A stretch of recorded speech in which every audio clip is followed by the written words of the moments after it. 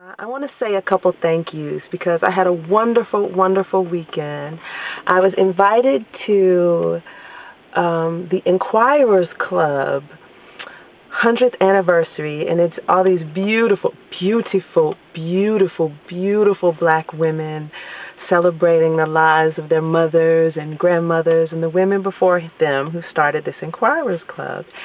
And my good friend Tina McElroy Ansa was the one of the speakers, one of the featured guests, and my dad, who is her husband, hey Daddy, was there also. So you'll get a chance to see my dad because I have a little bit of footage of us, and you'll get a chance to hear Tina do a reading from her awesome new novel called Taking After Medea, published by her own publishing press, Down South Press. Yes, Women Building Empires. That's right. So stick around and take some time to hear that while we do the Nikon Cool Pics photos of the week. That's right, because as you know, I am taping all of this with my wonderful counselor. Oh my, my Nikon Coolpix camera, and you'll be able to see all the photos I've taken this week with this wonderful camera. I want to say a special thank you to the Inquirers Club. Thank you so much, beautiful, beautiful women. I want to say another thank you to my cousin Jackie. What's up, girl? I will be in Miami with Jackie, taping another episode of The Car Show Online, so stay tuned for that. And who else I want to thank? Me. Oh my gosh, yes, thank me. Thank me for executing and knowing when to shut the hell up. Okay? So I love you guys. Thank you so much for coming by. Stay tuned for the next show. We are going to have a ball. You cannot imagine what we have lined up for you next week. So, in all honor to Orlando and Disneyland, where things stay, like Vegas. Bye. Bye.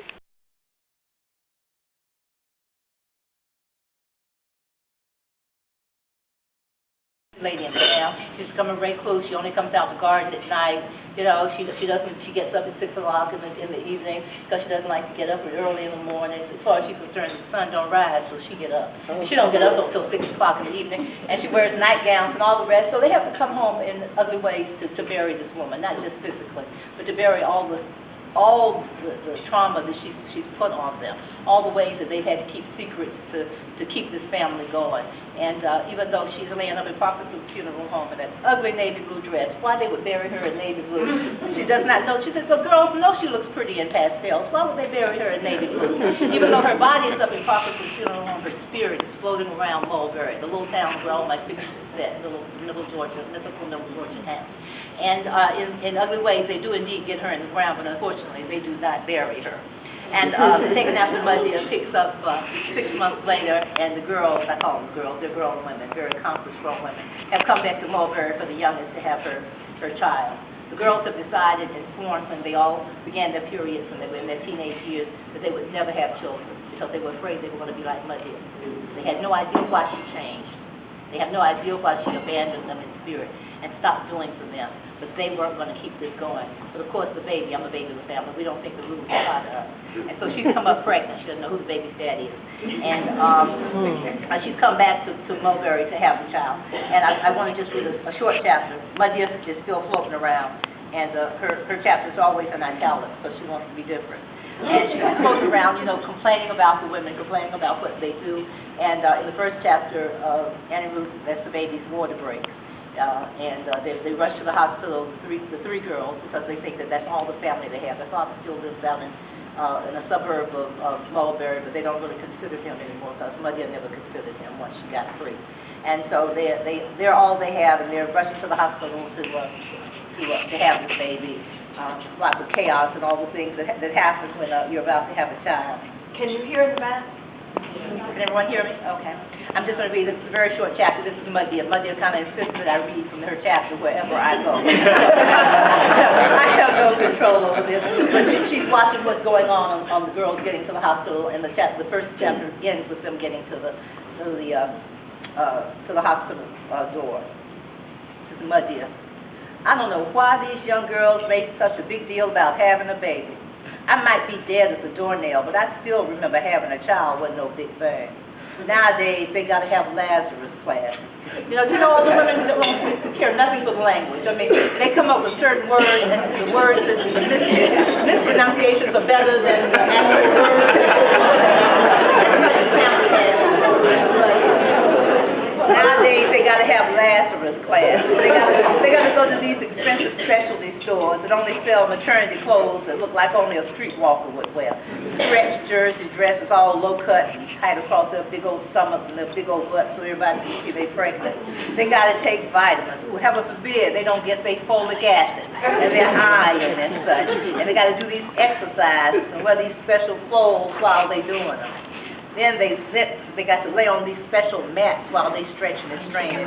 They got to have this certain kind of music playing while they doing these exercises. Then after all that, they end up screaming and caterwauling like something to the when the real work begins. Me, I ain't never had no bad time having no baby. All three of my girls popped out like that. 1, 2, 3.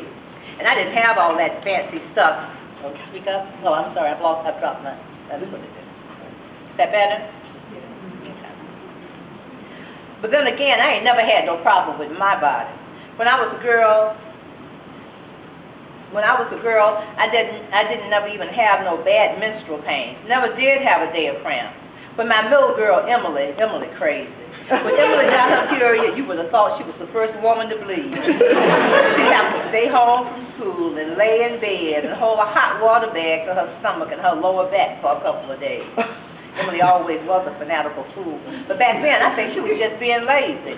Like some girls now, and women too, who have the nerve to not only have cramps during their periods, they also claim they having cramps and bloating and irritability before their time. Even got a name for it, premenstrual symptoms or syndrome. Hell, if they come up with some postmenstrual symptoms, they'll have a whole month covered and they'll complain all the time. Trifling women. I can't stand trifling women. Look at Annie Ruth, my baby there in that fancy hospital delivery room with everything made to be all comfortable and gentle for her. The walls painted a special soothing color, soft music playing on the channel on the television.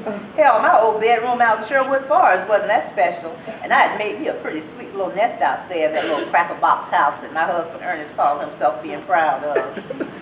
You should have seen the hospital ward I was in when I had my girl. Shoot, I only had what they gave you back in the colored section of the county hospital, and that was old used stuff from the white section. I wanted to go to that St. Luke's hospital, one for colors, built by colors, run by colors, good place. Probably the best hospital in all of Mulberry County, colored or white. But of course, back then, Ernest couldn't afford no private hospital for me on his little Caleb mine salary.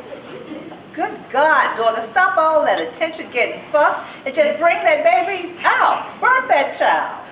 I don't know where my girls get all that hysterical, melodramatic stuff. Wait a minute. Is that my good peach gown that girl got on? You mean to tell me she found one of my only real silk bed gowns to go and birth that baby in? Not helpful.